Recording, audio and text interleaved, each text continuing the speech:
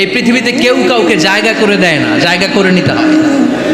এই পৃথিবীটা, the life is not a bed of roses, এটা ফুল বিছানো কোনো ফুল সজ্জা নয়, এটা কণ্টকাকীর্ণ। কেউ আপনার স্পেস করে দিবে না, কেউ আপনাকে সুযোগ করে দিবে না, কেউ আপনার জায়গা করে দিবে না, বরং আপনি জায়গা করে নিলে টাইনা নিচে নামাবে।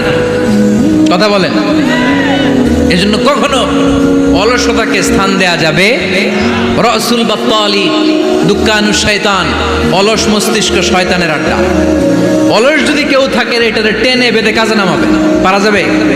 আল্লাহ তাআলা ততক্ষণ পর্যন্ত কোনো জাতির ভাগ্যের চাকার পরিবর্তন করে না যতক্ষণ পর্যন্ত ওই জাতি নিজে নিজের ভাগ্যের চাকার পরিবর্তন করতে না চায়। চিল্লা এখন ঠিক কিনা?